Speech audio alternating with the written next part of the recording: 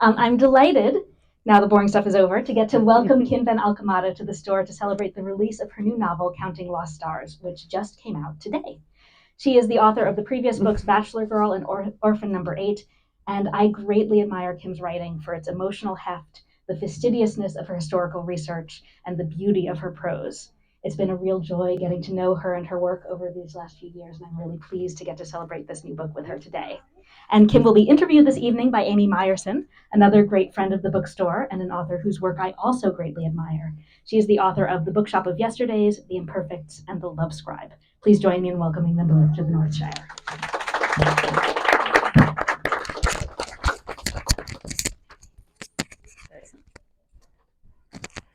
Oh, thank you everybody for being here. This is amazing. This is really, really special. Thank you. And it's very fitting that we're here because Rachel connected us, and Kim helped me when my book came out in February. So I'm so glad that I could return the favor and that I get to pick your brain about this really, really wonderful book that I just absolutely loved and am in awe of it for all the same reasons that Rachel said. I guess before we get into some questions, I thought maybe you could give everyone kind of an overview of what it's about. What is this book about? Yeah. So Counting Lost Stars, it's about a young woman in 1960 New York City who's just given up her baby for adoption when she meets a Dutch Holocaust survivor searching for his lost mother. And because Rita, the young woman, works with computers, she's familiar with these with punch card computer processing. And it turns out that, this is the true part, the Holocaust was organized with IBM punch card computers, which is not something I discovered, but most people don't know that. So in the story, Rita uses her knowledge of punch card computers to see if she can help Jacob find what happened to his mother. And that brings her story to intersect with the story of Cornelia Vogel. That part is set in World War II in the Netherlands, where Cornelia is working at the Ministry of Information, which I made up, but it's based on a real thing. And they're using computers to conduct a census so they can find every Jewish person in Holland, which they were really good at doing. And when Cornelia learns how the census is being used, she really risks her life to save her Jewish girlfriend. And eventually the stories intersect in New York in the summer of 1960 in the Empire State Building. So how did you, let's start with sort of, how did you learn about this computer system, the Holland machine, and, what inspired you to write this particular story? It's, it's a lot of different things kind of threaded together. So a journalist named Edwin Black has a book called IBM and the Holocaust. So again, this is not a secret. He published this book, I think, in 2001. And I read it because I was always really interested in the way technology affects things, even though I don't have any really tech background. And it was just a pretty fascinating book. And this genocide that was so inhuman that you can hardly really almost wrap your brain around how barbaric it is, to think about it being organized with a business machine that generates a list and sends a report. They would send reports to Eichmann in Berlin. How are we doing in our goal of eradicating Europe of Jews? It's horrifying, but the linking this business machine with this thing that seems so barbaric, just for some reason, it really fascinated me. But I didn't know what kind of story to tell about it. I was really interested in the Netherlands during World War II because my dad was born in Rotterdam and he survived the Blitz on Rotterdam. And they lived in a townhouse, and my dad's family, my Oma and Opa, lived downstairs. My dad's family's not Jewish, but their neighbors upstairs were Jewish. And so as a kid, my dad witnessed their neighbors being arrested and taken away. And it really, had an impact on them. Even though they were helpless kids, they couldn't do anything. So I had that in my mind. And then my parents really did meet in the Empire State Building in 1960. So that's kind of cool. And my mom, who's a bit younger than my dad, she really did come of age during what's called the baby scoop era after World War II, when people had sex, and that resulted in women getting pregnant, mostly because birth control was illegal and so was abortion then, and now some places too. But a system sort of developed around this through unwed mothers' homes and social workers, and it was this adoption pipeline, so that young women weren't offered lots of options or support. It was kind of like, oh, you're in trouble, go away. Well, you go to visit a sick aunt for 6 months. That's what my character ends up doing. And you come back and pretend it never happened. And the adoptions were closed. And my mom didn't experience that, but her best friend in high school did. And so I just thought about how could I bring all these different stories together. And it was really kind of the way my parents came together from these very different worlds that gave me access to telling a story that sort of weaves things together across these continents and decades that you might not think could go together, but hopefully by the end you'll believe they do. They definitely do. Yeah, I mean, that was one of the things that really, really impressed me about this book, was the way these two timelines, I didn't, you kind of know from the beginning that it has something to do with the computer system, because Rita is working with the same kinds of machines that are the same machines that are in the Holocaust part, but you don't know exactly how they're going to come together. And then they come together in a way that surprised me, and I thought was really, really effective, and made this stand out from a lot of the stories you get of dual storylines. So I guess you kind of answered the question of why these two storylines. But the other thing that really, really impressed me about the book that I want to ask you about later, but I want to just put out there from the beginning, is both that at its heart, this is a book about love, and at its heart, it's an uplifting story. It's really easy when we start to talk about the Holocaust and unwed mothers' homes to focus on those parts, but it really is. I thought it was a very life-affirming story and very uplifting, and I want to ask you about that later. But I just wanted to kind of put that in everyone's minds from the beginning, because it is really hopeful. So I guess this draft, the first draft, not so much. Not so much. And then my editor was like, "Can we have a happy-ish ending?" And it actually worked better, because what I realized is the book wanted that to be the ending. It wasn't what I thought it was going to be at the beginning. But when the storylines come together and there are life-affirming relationships, the book was happier. Yeah, I like that idea that, at some point the book kind of takes over and the story is what it is, and you, as the writer, sort of have to release control to the story itself. When I changed the end, I was like, oh, I foreshadowed that in the first chapter. I didn't know that was going to happen, but the book knew. Yeah. Oh, that's really nice. Yeah, and I think that's great that your editor reminded you that, because it's easy to focus on, so maybe to that end, before we talk about the different narratives a little bit more, if you want to give us a glimpse of each of them. And sure. So there's the two main characters that go with the two different timelines. One is Cornelia Vogel, and that's the World War II Netherlands timeline. And this is just a couple of paragraphs when Cornelia first really meets her neighbor, Leah. Even though they live in the same townhouse, they don't intersect in any really other aspects of their lives. And this was something my Aunt Petronelle, my dad's sister, kind of told me, is that in Holland, everybody lives so close together that the way you get along is you just kind of ignore each other. and that's what politeness is in Holland. And so in this scene, she knows this girl who's about her age, lives upstairs, but she hasn't really seen her in a while. So Cornelia has gone upstairs. She's gotten a job to translate the instruction manual for this Hollerith computer, the Hollerith alphabetizer, which is direct from the United States. And the instructions are in English. And she's a linguistics student. So she's like, oh, I'd rather do this than punch holes in punch cards. That is so boring. But she's having a hard time with the translation. And then she realizes her neighbor upstairs, her mom is American. And so she's like, I'll go upstairs and see if they can help me. And so Cornelia's upstairs, and the mom is having like a big crying fit, and Cornelia's kind of mortified, like, what have I walked into? And the father's like, why are you here?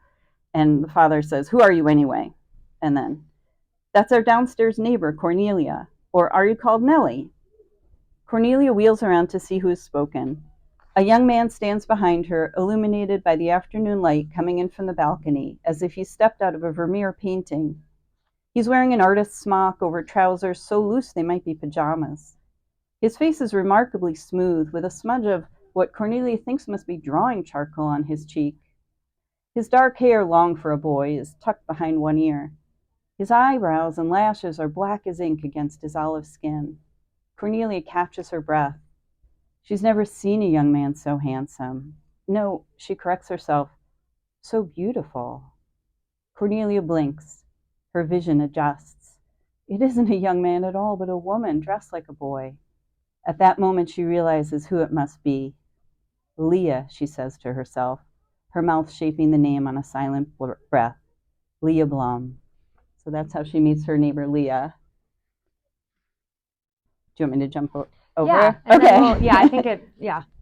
So that's the one storyline, and then back in what feels like contemporary life in 1960, New York City, we're at the Empire State Building, and Rita, she's had this baby, like, I think it's 2 weeks ago, and her mom was like, all right, time to get back out there, go get yourself a summer job. And she's like, what is even happening? But her dad set up an interview with this company called Antiquated Business Machines, which I made up. But it's kind of, I read about a place that kept all these old computers, because companies, some of them had just old systems. So Rita's just gone to this interview, and it's lunchtime. So I'll go up to the observation deck of the Empire State Building and kind of think about my future, and see what I can think about. And she really is very sad, because she thinks about this boy she just gave up for adoption, and she didn't feel like she had a lot of choice about it. And she starts thinking, like, I'm never going to know. I'm never going to know where he is or even what his name is. So she's crying, and a guy steps up. She's looking through the binoculars. She's thinking, all I'd asked for was a little more time with my baby. Why couldn't Miss Murphy have left David in my arms long enough for me to tell my baby I loved him? He never even heard me say those words. What if he spent his whole perfect life never knowing he was loved by his mother? Do you need another quarter, miss? It was only when I heard the man's voice that I realized the binoculars I was hanging onto like a life raft had run through their time long ago. No, thank you. I stepped back, wiping tears from my cheeks. I expected the man to walk away, but he stayed put, considering me. He was older than I was, around 30, I guess, though skinny as a boy after a growth spurt. His dark hair swooped dramatically from a side part. His hazel eyes were small for his face, which was all sharp cheekbones and angled chin, but they rested on me attentively. I wondered if he thought he was intervening in a suicide, but he needn't have worried. Upset as I was no Evelyn McHale. Perhaps you were lost in thought. That often happens to me up here. I look at the view, and before I know it, he snapped his fingers. An hour has gone by, and it's time for another tour. I couldn't place his accent, though it reminded me oddly of Greta Garbo. How many tours have you taken? He laughed, his Adam's apple sticking out like a swallowed almond. No, I give tours. He lowered his chin and held out his hand. Jacob Nassie. So that's how the main couples meet. That's their first glimpse of each other. And I mean, I guess before we talk about the couples, I want to ask you some questions about the choices you made, because I guess as a fellow writer, I'm always interested in those are the choices that make a book what it is. And one of the things that I really admired about this book too is how the two storylines kind of echoed each other in terms of they meet very close, like they meet their romantic partners very close together, and things not necessarily with them, but you have to have a things fall apart moment in any book, right? So those happen near the same time, and yet the stories are quite different. So how did you manage to time those pivotal moments so well throughout the book? I know how. I actually wrote almost all of the World War II part by itself first.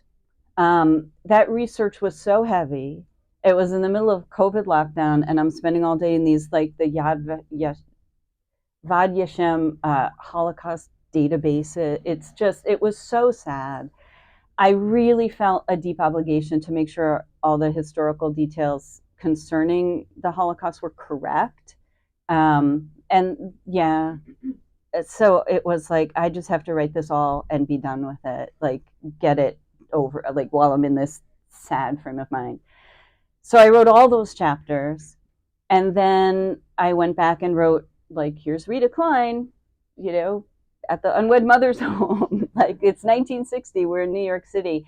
And I wasn't really sure. I mean, I had an idea because I have a chart with all these Post-it notes on my wall and stuff, but it was a lot in the revising process, like matching things up and figuring out where to end a chapter and where to start a chapter. My first draft, I overwrote it by 100 pages. And the first person who really read it, my agent, he's like, you're not writing an epic, Kim. Before you send it, you got to cut 100 pages before you even show it to your editor. So I was like, okay. And he was right. He was definitely right. So I don't know. It was just sort of this big pile of stuff. And I think I revise a lot. And as I was getting into it and putting one chapter after another and just thinking about, like, oh, this is happening here, and then that happens there. In some ways, it kind of seemed like it fell into place, but I know that I had many versions printed with Post-it notes and chapter headings and outlines, and I hope it ended up working. I think it did. Yeah, I guess that happens a lot where you write parts separate. That makes a lot of sense with the Holocaust research, that you would want to kind of, contain it, right? Were there any, because I've done a little bit of Holocaust research, but nothing like you have. And it is, I mean, it's really difficult to sit there. What tactics did you have for, day after day, kind of enduring all this? Yeah. Well, one decision I made early on is I don't have most of the scenes that you read are in the Netherlands, and there was a transit camp in the Netherlands called Camp Westerbork. The Dutch actually built it in the 1930s to house German Jewish refugees, because they were like, oh no, all these refugees are coming to Holland. We got to contain them. So they had this camp kind of set up as a refugee camp. And then after the German occupation, it turned into a transit camp. So it was a place where everybody could be congregated, and they built a train spur right into the camp. And it was on a quota system. So, and again, based on these business reports, there's Adolf Eichmann somewhere in Berlin going, oh, there's room in Auschwitz for another 1,000 people. Let's send a telegram to Westerbork. Your quota this week is 1,000 people. But on the ground, nobody knows what's happening, and nobody knows what is awaiting them. And Camp Westerbork was the commandant. His name was Gemmeker. He thought of himself as like a humane Nazi camp commandant.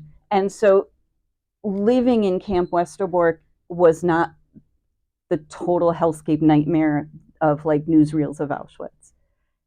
But every week a train would come and 1,000 people would go. There was one summer where they changed, and they were like, oh, let's just send 2,000 people a week to Sobibor because the French are too disorganized and they're not transporting anybody right now. You see why this was bleak. But you don't have to know all that. So in the novel, the parts that you read about are really set in Camp Westerbork, this transit camp, which was sort of weird and bizarre. There were certain freedoms, but you were not really, and everybody was just constantly tense and upset and underfed and underheated. It was miserable. But they're like, compared to what we have in our mind of like newsreels, people are wearing their own clothes and they can walk around. And Commandant Gemmeker, when he realized that he had captured like some of the best cabaret performers in Europe, he's like, oh, put on a show for me. So they would have cabaret nights because Gemmeker said, put on a cabaret and they would write songs, and so it was like crazy. And then in the end, all those people were transported too. But after that, characters end up at Bergen-Belsen, and I have one sort of chapter. It's like a looking back report that sums things up. But I decided early on not to write any chapters there. you know, so we don't go there. We know. I don't need to take you there. You know. So that was one strategy that was helpful. I read a lot of diaries. There were a couple of diaries people kept while they were imprisoned at Westerbork, and they're pretty heartbreaking. But it kept me sort of in that moment, because that's what I wanted to do in the South, take you to this place that's not really what you think the Holocaust was. It's not what you think a concentration camp was, but the end is the same anyway. Yeah, and I think you do a good job of knowing what the reader, even if they're not super knowledgeable about the Holocaust, what the average reader will know. And so the horror that awaits the characters, is, you know, who are getting transported, is always kind of in the back of your mind. So yeah, and so you don't have to go there. That makes sense.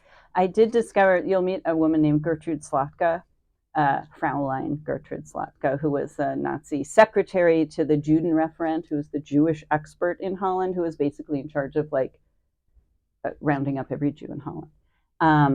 And she had an office at the camp, and she would like do the final approval for the transport lists, and she invented the system of exemption stamps that just basically kept people in this constant state of befuddlement. Like, wait, you mean I'm exempt? Oh, I have a stamp? Like, oh no, it's been canceled. And just to kind of keep people like distracted, and I don't know. She was really horrifying. She finally did go on trial in 1967, and was convicted for the murder of 83,000 people, including Anne Frank. And she served 2 years in prison. And then they released her on humane because she was sick and she died at home. Got it. So, but you meet her. So when I learned about her, because she was real, I was like, well, she is going to be in my book, because she was kind of amazing. So she's really scary without ever doing anything. She never even slaps anybody, but she is really scary because she can say things like, well, if you don't do what I say, I have a spot for you on the next train to Auschwitz. Yeah, she has a lot of control. Yeah, she was in control. And sometimes it seems more control than some of her superiors. Yeah. She understood in the reading, the guy who was in charge of this office in Holland, everybody said, oh, he's so lazy. I don't know that much about him, but in my book, he's always lazy. Ugh, lazy Willie Zop. But she was the secretary. She ran it. Yeah, so that was one of the questions I had, was which parts, because she was a real figure and she's in your book, but forgive me from forgetting the exact name, the Jewish Federation was, I mean, there were others like it, but the one in your book you created. Okay, yes. So I'm forgetting the acronym that I forget too. It was based on the Joint Relief. They just called it the Joint. It was the Jewish Joint Relief Committee. I changed the name a little bit. This was an organization that worked throughout World War II, and then a lot with displaced persons, funded a lot from American Jews giving contributions and organizational expertise. So yeah, there's a moment in the book where a new character comes in, Edith Silver. She's a representative of this organization, and she's come to Bergen-Belsen to start helping displaced people. And that's the perspective. That's how we know what's happened to our main character, because once she's sent away on the train, we don't really know for a time. And my editor was like, is this kind of weird? We have like a different point of view. We're 2/3 of the way through the book. And I was like, I don't know either, but I really liked it, because I wanted someone else to come in from New York, to start making these things connect. And she's the one who kind of tells us what happens after the war. Yeah, well, it released some of the pressure, because it is in a very, with these two voices, we really stay in those worlds. So having it from another perspective. But one of the questions I had is, what did you choose? How are we doing on time? Because I want to ask you some other questions too. But quickly, what did you choose to fictionalize versus keeping as like real figures in the time? How did you decide each of those elements? Like what to fictionalize, what to keep? In Holland, I'm not going to try to pronounce it in Dutch, but the Person Statistical Information Bureau was headed by a real man named Jacob Lentz. And I learned about him by reading IBM and the Holocaust by Edwin Black. And Jacob Lentz was in charge of census information in the Netherlands. And he he had this plan, like, here's this perfect ID card we could give everybody. In the Dutch before the war, they were like, no, we're Dutch people. We do what we want. We don't need identification all the time. And he was like really annoyed by that. So when the Germans came in, he wasn't a Nazi, but the Germans like, oh, information? Identity cards that can't be forged? You're our guy. And Jacob Lenz was like, yes, finally I get respect. He was actually convicted of being a collaborator after the war. So he was real. But I fictionalized him. I fictionalized the agency a little bit. It just gave me that bit of buffer to be like, I'm not trying to give you a real history lesson in Dutch collaboration in World War II, which you can read about. And then I kind of explained at the end what I fictionalized and what I didn't. So Gertrude Sluck, a real person, well, I don't know, there's like the Wikipedia page about her is this big. So I made up like everything she says and does mostly. I try to put fictional characters in motion in a real world. And sometimes they encounter historical characters who I've fictionalized. So hopefully you can't quite tell. But if you then you the weirdest little thing, you know, you could Google it and you'd be like, oh crap, that's actually true. You know. So yeah, and I'm trying to remember, there's a E.L. Doctorow quote about how like what's it called, false narratives, where fiction can be more real and more true than nonfiction. I used to read Ragtime to like screw up my courage to do historical fiction, because I'm like, oh, look at this. You know, if he can have Emma Goldman running around doing these things, I can do. And it's impossible, to know sort of what is true and what is not unless you Google it. Yeah. So one of the other choices that I found really, really interesting in this book that struck me was how you played around with perspective and tense. So we have this part in the 1940s and in the 1960s. And in the 1940s, it's told from what's called close third perspective. So it stays with Cornelia, but it's told in the third person.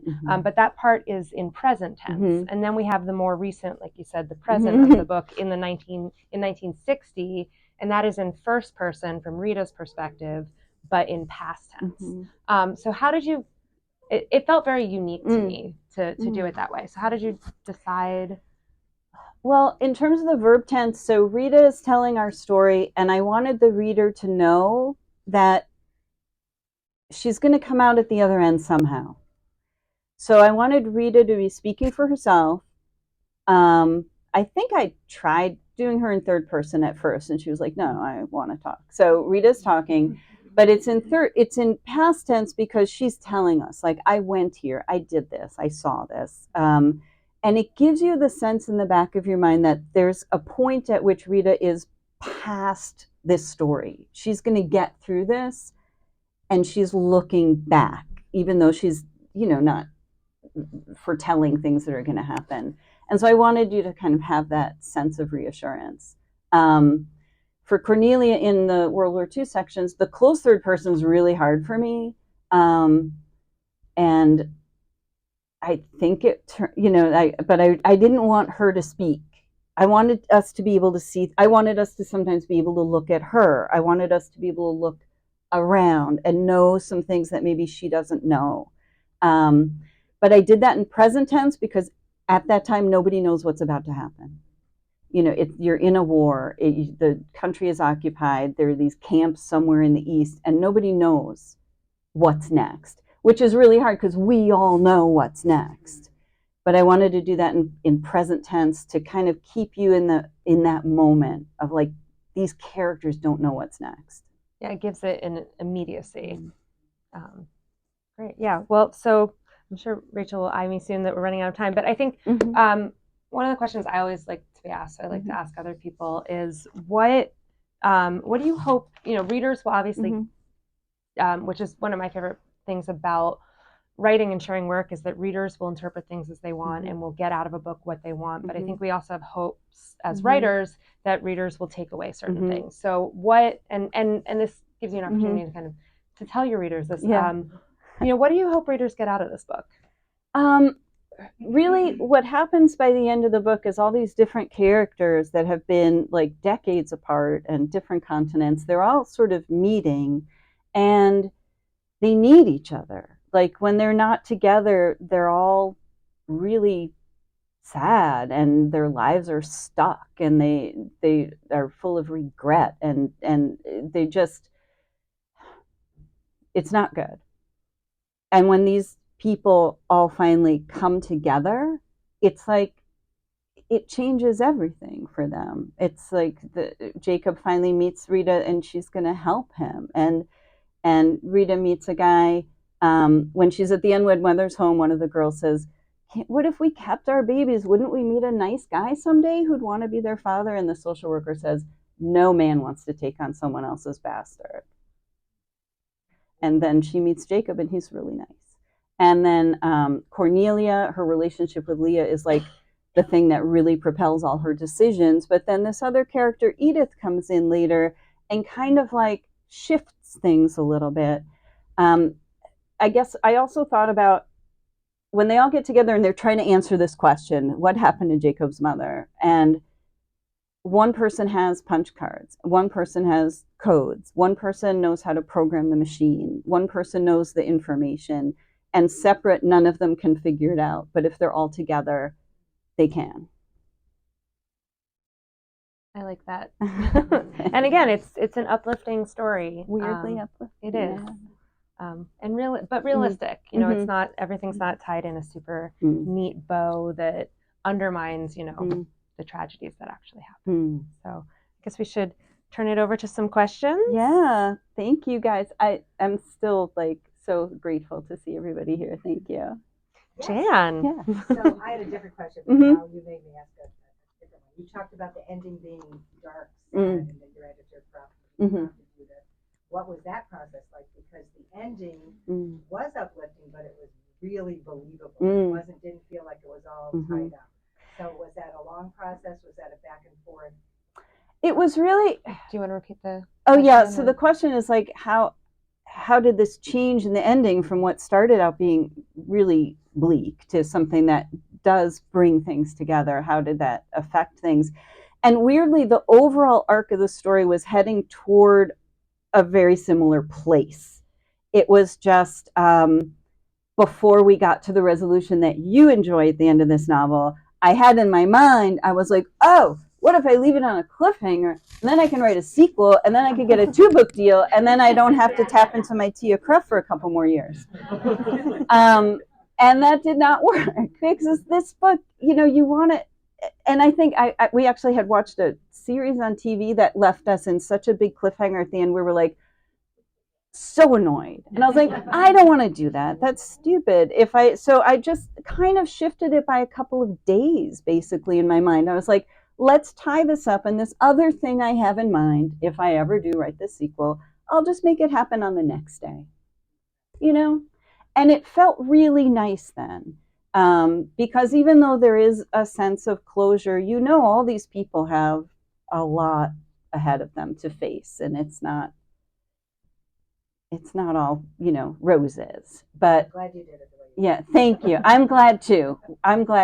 The book was like, thank you. That was one of I have a colleague from my university who reads early drafts, and he was like, his notes in the margin were like, what the hell just happened? I was like, okay. Yeah, it's funny. I had a similar with my second book. I was going to end it on a cliffhanger, and I thought it was like so smart. And then my editor was like, no, we need to know what happened. Yeah.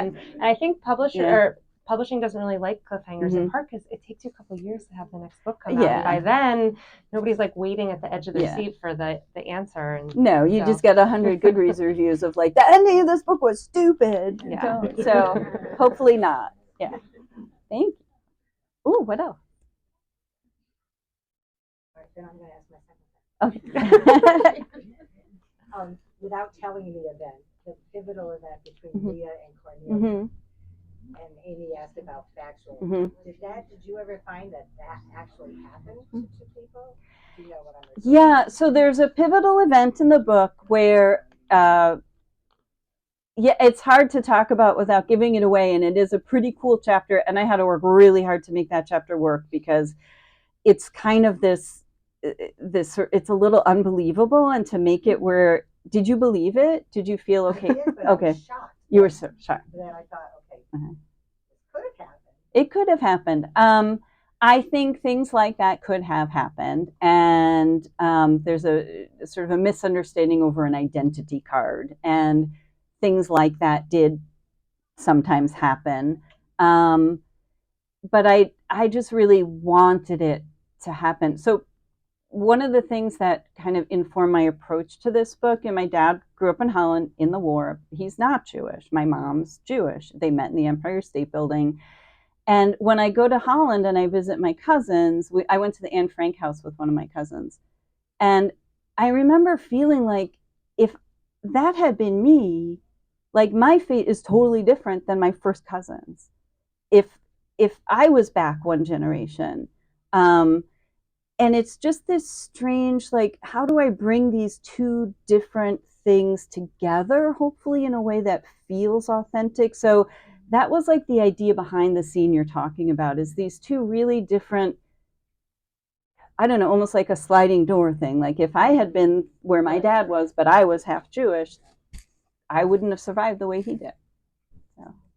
Yeah, I think the thing that struck me about that too was kind of the unknowability of the official record, right? And that what you were also sort of reminding us is there's only so much as later generations, and especially as the generations who experience this pass away, there's only so much that we can know.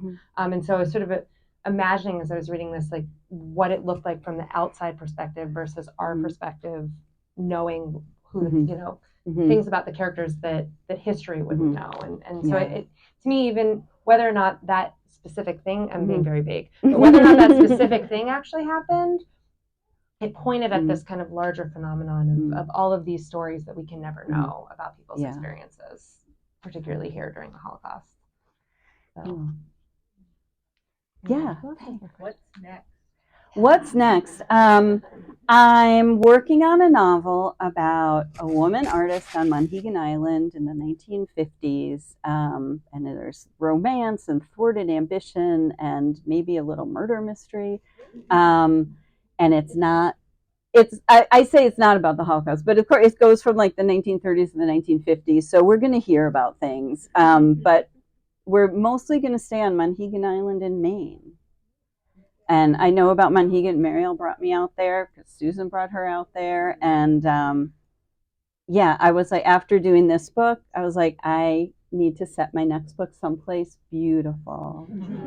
And it's nice. My characters, flawed as they all are, that they think about art and they're very visual, and I get to describe things with lots of colors.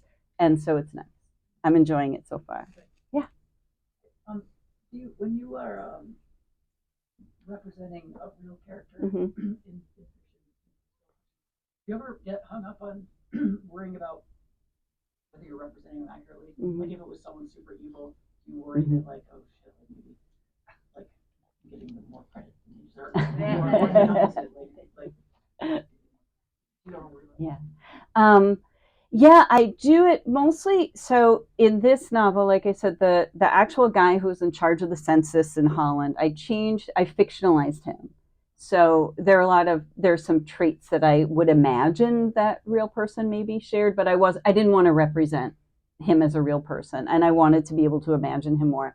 But yeah, with Gertrude Slaka, oh man, there's a picture of her on my website. I wrote blog posts about this, and I think this one is called "The Woman Convicted of Killing Anne Frank." You just look at her picture. I couldn't say anything worse about her than I'm sure. And the thing is, and even at her trial, she's like, "Oh, we had no idea where these people were going. We thought it was just another camp or something." And it's like, no.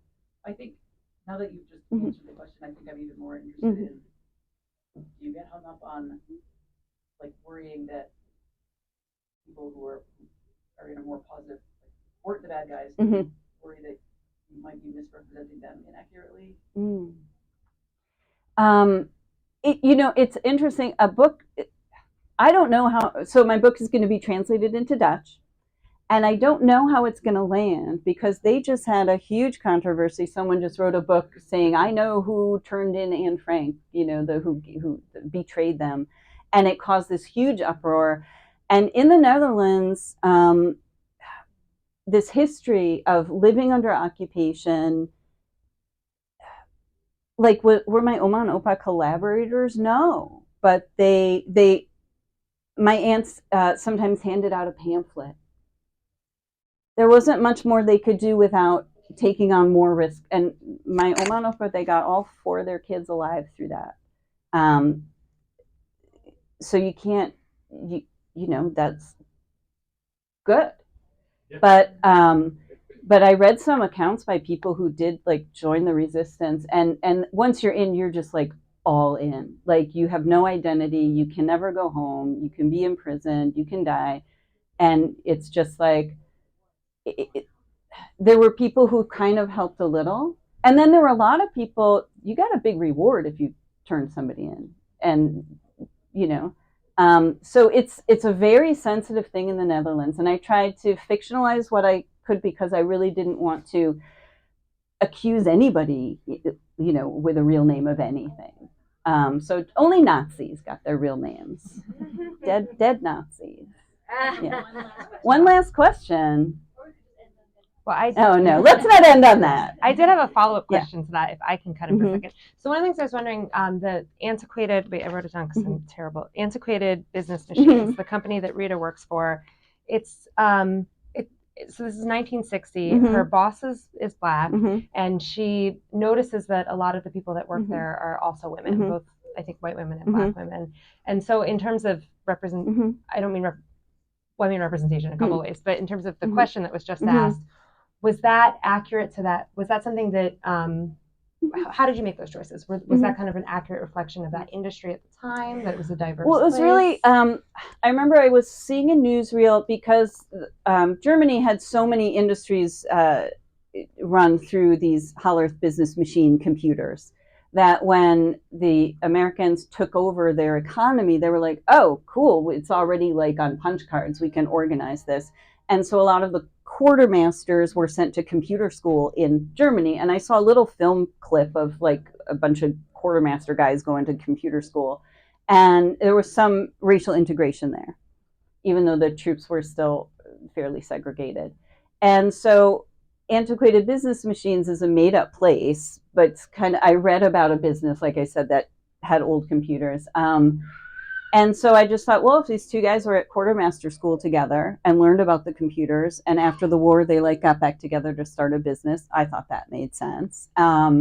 Women were often employed in early computing, in punch cards, in coding. Women were thought to be really good at programming because it was tedious. And the guys, so like at Columbia University, where you took a computer class, the guys like to build computer machines, and then women would like, oh, write the code, because that's fastidious, like sewing or typing or things ladies do. So there were a lot of women who worked in computers, and we've kind of forgotten about it because our vision is now much more like Matthew Broderick, you know, board games kind of thing. So that was very accurate. And I just like to make sure that the world that my characters live in is like the diverse place America really is. And I think whenever that seems possible in a storyline, we're working in a business in New York City. New York City is a very diverse place. So I made a little effort to make sure that I could make that world a little bigger. And Mr. McKay gets to complain a little bit later about like being a communist and stuff. So he's a cool character. He's named after a Harlem Renaissance writer. Well, thank you both very much. Thank you so much. Oh my gosh. Thank you.